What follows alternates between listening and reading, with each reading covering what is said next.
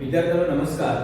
7th standard maths मध्ये आपण शिकत होतो प्रॅक्टिस सेट 49 पायथागोरस थेरम आपण शिकत होतो आणि मला असं वाटतंय पायथागोरस थेरम आता तुमच्या सगळ्यांचा पाठ झालेला असेल. मी परत एकदा आज लेक्चर स्टार्ट करण्या अगोदर पायथागोरस थेरमच शिकवणार आहे आणि नंतर आपण गणिताकडे जाऊ. बघा, पायथागोरस थेरम हा नेहमी आपण राईट अँगल ट्रायंगल मध्येच वापरतो. मी सपोज असा एखादा ट्रायंगल काढला आणि या ट्रायंगल मध्ये बघा, या ट्रायंगल मध्ये जर एक अँगल असा मी मोजला, हा अँगल परफेक्ट 90 डिग्रीचा असेल तर या ट्रायंगलला आपण बोलतोय राईट अँगल ट्रायंगल ABC.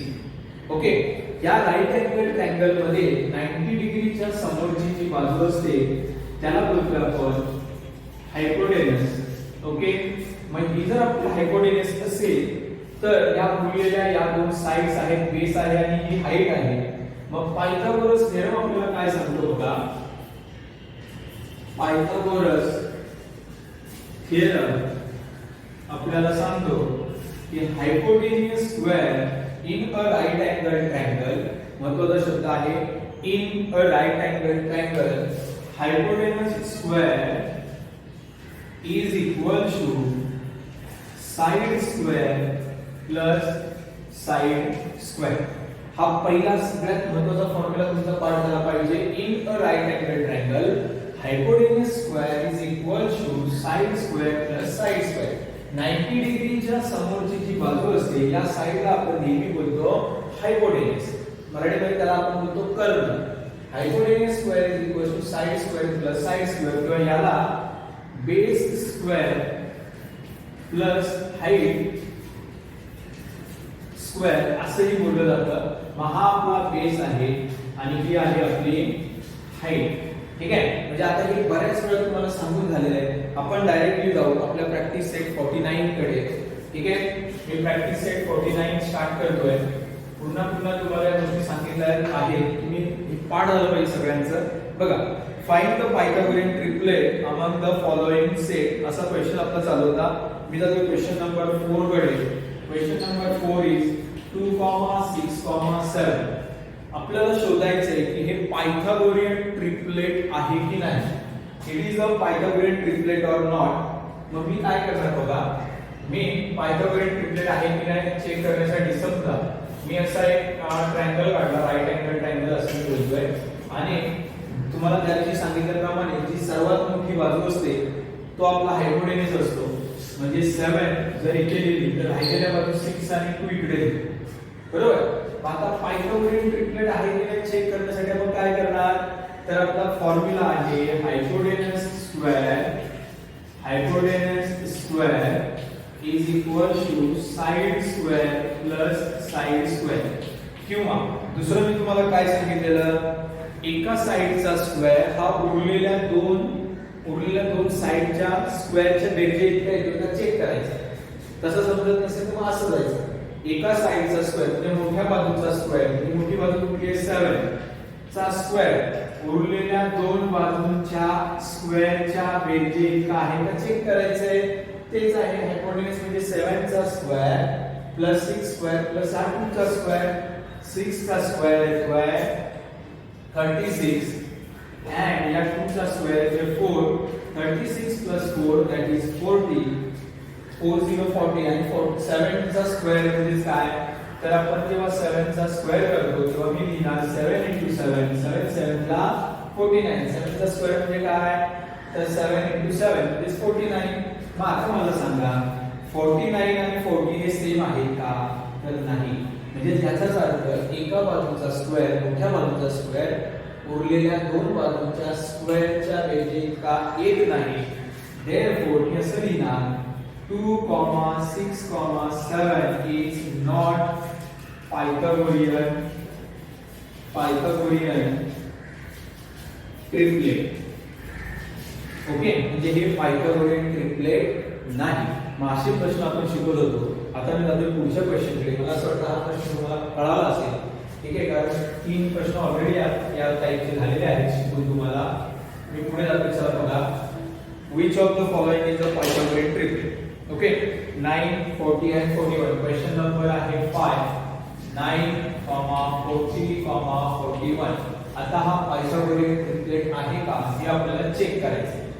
ठीक आहे. पायथागोरियन ट्रिपलेट चेक करण्यासाठी मी सिंपल तुम्हाला काय सांगितलंय, मोठ्या बाजूचा स्क्वेअर म्हणजे मोठी बाजू म्हणजे कुठली आहे 41. या 41 चा स्क्वेअर हा उरलेल्या दोन साइडच्या स्क्वेअरच्या बेरजे इतका आहे का चेक करायचं. Is equal to 9 square plus 40 square आहे का हे आपल्याला चेक करायचं. किंवा दुसरी मेथड काय सांगितली, एक ट्रायंगल काढायचा, राईट अँगल ट्रायंगल. असा एक ट्रायंगल काढल्यानंतर जी सर्वात मोठी बाजू असते ती असते आपली हायपोटेन्यूस. म्हणजे हा काय 41 आपला हायपोटेन्यूस आहे. उरलेल्या दोन बाजू इकडे लिहा. ओके, याला मी नाव देतोय ट्रायंगल ए बी सी असं मी विचार करतोय. Okay, hypotenuse square is equal to side square plus side square. हा असा आपला फॉर्म्युला आहे. मग ऑलरेडी मी त्याच्यामध्ये व्हॅल्यू ठेवलेला आहे 41 चा स्क्वेअर. मग इकडे मला 41 चा square is equal to 9 square plus 40 square या असं लिहावं लागेल. आता मी 41 चा स्क्वेअर बरोबर. 41 चा स्क्वेअर म्हणजे काय, 41 into 41 बरोबर. 41 चा स्क्वेअर म्हणजे काय, एखाद्या संख्येचा स्क्वेअर म्हणजे त्याचा 2 वेळा केलेला गुणाकार. मग इकडे मी लिहिणार 41 into 41. ओके, 1 1 ला 1, 1 4 ला 4. इकडे 1 ने मल्टिप्लाय करून झाल्यानंतर इथे 0 लिहिणार. 4 1 ला 4, 4 4 ला 16. किती आहे ते बघा, ऍडिशन केल्यानंतर 1681 म्हणजे 41 चा स्क्वेअर आला 1681. आता मग 9 चा स्क्वेअर, 9 चा स्क्वेअर तुमचा सगळ्यांना पाठ झालेला असेल. 9 into 9, 9 9 ला 81 म्हणजे 9 चा स्क्वेअर आला 81. ओके, प्लस या 40 चा स्क्वेअर, 40 चा स्क्वेअर म्हणजे मी कसं लिहिणार 40 into 40. ठीक आहे, 4 4 4 ला 16 आणि 0 0 किती वेळा आले, 2 वेळा आले. म्हणजे याचं उत्तर आलं 1600. मी 1600 प्लस जर 81 केले तर मला उत्तर येते 1681 आणि इकडे सुद्धा उत्तर आलं 1681. याचाच अर्थ असा आहे, मोठ्या साइडचा स्क्वेअर हा उरलेल्या दोन बाजूंच्या स्क्वेअरच्या बेरजे इतका आलाय. Hypotenuse square is equal to side square plus side square असं आपल्याला मिळालंय. आणि मग मी असं लिहिणार therefore hypotenuse square is equal to side square plus side square हे आपल्याला मिळतंय. आणि म्हणून देयरफॉर 9, 40, 41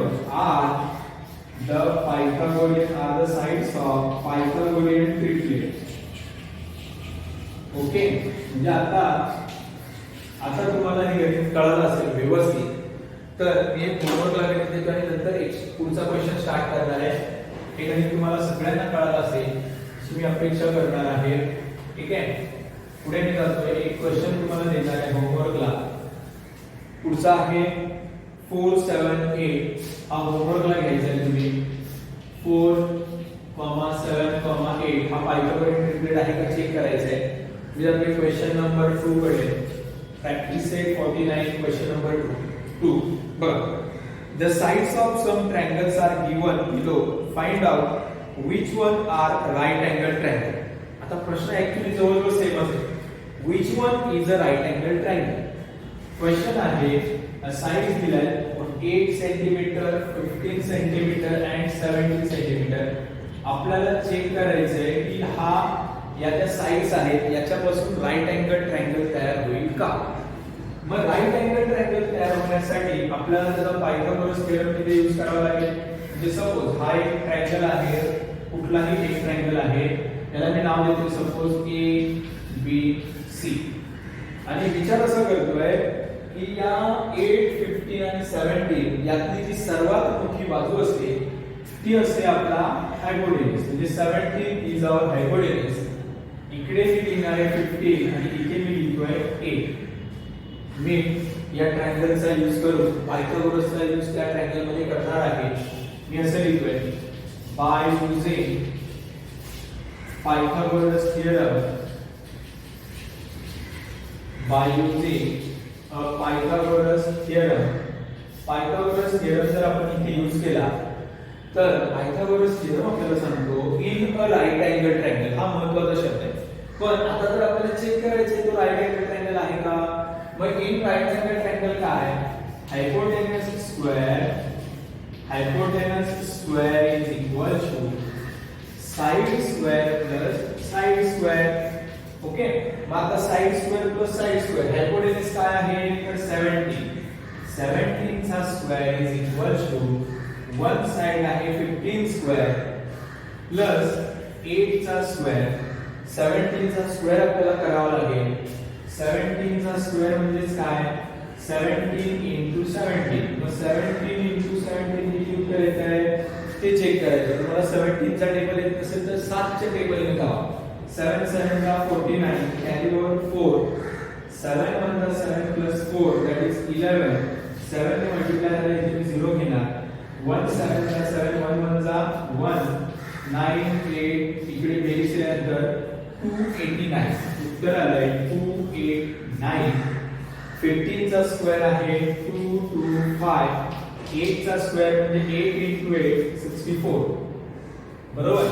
8 चा स्क्वेअर आपण कसं करणार, 8 into 8 8 चा 64 आणि 15 चा स्क्वेअर म्हणजे 15 into 15 त्याचं उत्तर येते 225. ओके, दोघांची मी ऍडिशन करतोय. 225 प्लस हा 64 दोघांची ऍडिशन जर केली तर मला मिळेल 5 plus 4 9 2 plus 6 that is 8 289. बघा दोन्ही साइड सेम आल्या. याचा अर्थ hypotenuse square is equal to side square plus side square मिळालंय. पण हे कशामध्ये शक्य असतं तर इन राइट अँगल ट्रायंगल. बघा therefore in right angle triangle hypotenuse square is equal to side square plus side square असा आपल्याला मिळतं. Therefore 8 15 and 17 is a right angle triangle and last मी वाक्य असं लिहिणार 17 is hypotenuse. 17 is what, hypotenuse of that triangle. Okay, म्हणजे आता तुम्हाला एक काही प्रश्न कळाला असेल सगळ्यांना अशी मी अपेक्षा करणार आहे. व्यवस्थित समजावून घ्या. It is a sides of right angle triangle, कारण hypotenuse square is equal to side square plus side square असं आपल्याला मिळालं. याचा अर्थ एक अँगल हा 90 डिग्रीचा असणार, राइट अँगल असणार. मी पुढच्या क्वेश्चनकडे जातोय.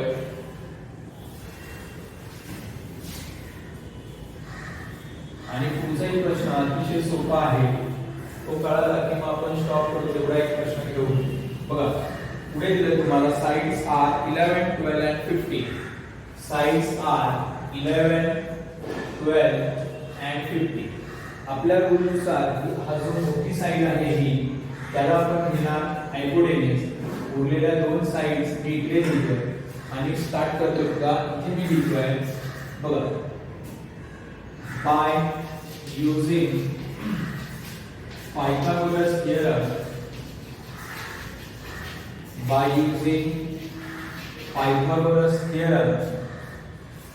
hypotenuse square is equal to side square plus side square. बरोबर.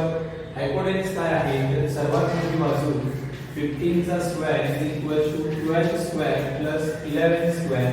आताच घेतल्याप्रमाणे 15 चा स्क्वेअर होता 225, 12 चा स्क्वेअर आहे 144, 11 चा स्क्वेअर आहे 121. हे स्वतः स्क्वेअर तुम्हाला करता आले पाहिजे, त्याचं दोन वेळा मल्टिप्लिकेशन करता आलं पाहिजे. 144 प्लस 121 दोघांची बेरीज येते आहे 265 आणि इकडे आहे 225. 265 आणि 225 इक्वल नाही आहे आणि म्हणून आपण असं लिहिणार. बघा in that triangle hypotenuse square is not equal to side square plus side square, and therefore 11, 12, 15 are not the sides of right angle triangle. Okay, या राइट अँगल ट्रायंगलच्या साइड्स होऊ शकत नाही, कारण hypotenuse square is equal to side square plus side square असं मिळालं नाहीये. ते कुठे मिळतं तर आपल्याला राइट अँगल ट्रायंगल मध्ये मिळतं, फक्त तसं होत नाहीये म्हणून हा राइट अँगल ट्रायंगल नाही. It is not a sides of right angle triangle. Okay, म्हणजे आता तुम्हाला ही गणित कळालेली असतील अशी अपेक्षा करतो. आणि अजून एक होमवर्कला गणित तुम्हाला क्वेश्चन 2 11, 16 and 61 याच्यापासून राइट अँगल ट्रायंगल तयार होईल का हे चेक करायचं, सोडवायचं आणि मला पाठवायचं आहे. ठीक आहे, आज आपण स्टॉप करू. थँक्यू.